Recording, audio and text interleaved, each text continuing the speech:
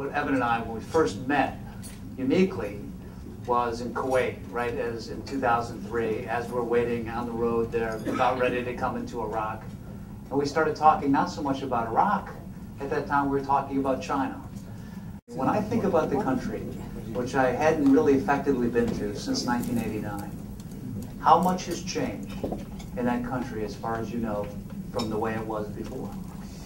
Well, we're coming up now almost on the 20th anniversary of Tiananmen, which is an amazing mark if you think about it. But there is a whole generation of people who have come of age not knowing that that event was a part of their lives. There was an amazing piece of, there was a documentary that was done last year, which is about the Tank Man, the epic, sort of iconic photograph of the guy standing in front of the tank. And one of the most memorable pieces of that was when they showed that photo to students at Beida, at Peking University. And they said, what do you make of this image? Who is this and what is he doing? Most of them had absolutely no idea what it was. They thought it might have been some street theater. One person thought it might have been somewhere else in the world. And then one of them whispered to the other one, 1989. And then they sort of nodded. But it remained so abstract that one of them said, I don't actually believe in the authenticity of this photograph. And I think that captures in many ways the feelings these days. There is such a deep disconnect between the events that define your experience there and the dynamic that really shapes China today, which is this relentless drive forward. I've only been twice back to China since 1989. Once was Hainan, when Hainan happened in 2000, and then on the way to North Korea in 2004. And so I've seen my friends from China, my Chinese friends from Beijing, and I've seen their lives change significantly. You know, they used to live in a small little room and not really able to get much food in the winter. It was difficult. And now the cars they're driving around, yeah. And they see that their world changing. There's billionaire people now and other ones, but there's a lot of pollution that you've written about. The problems. Do they look at these stories that you're doing, for example, positive stories, negative stories, or are they not seeing them at all? No, you're absolutely right. That's a good question. I mean, right now, pollution has suddenly become an acceptable area of discussion. It's become something that you can talk about beyond just the fact that the river is undrinkable and the fish are inedible.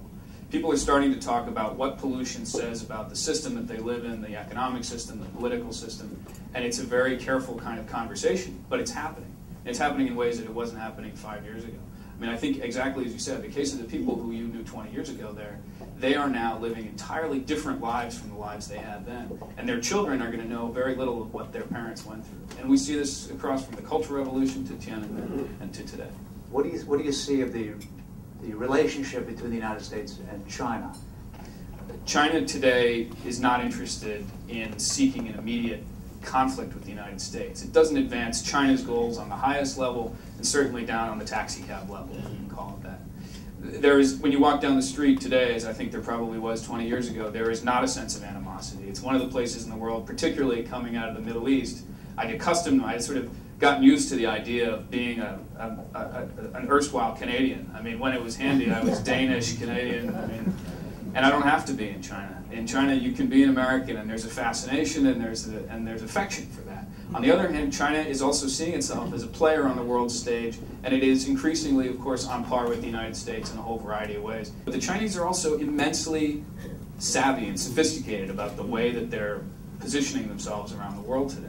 For instance, if you go to Kazakhstan today, the Chinese presence there is not met with resentment. China is an extraordinary transformative power in Kazakhstan. It has the ability to be a strategic alternative to the United States, and that's a very appealing thing to have if you're a country that's sitting landlocked in the middle of Asia.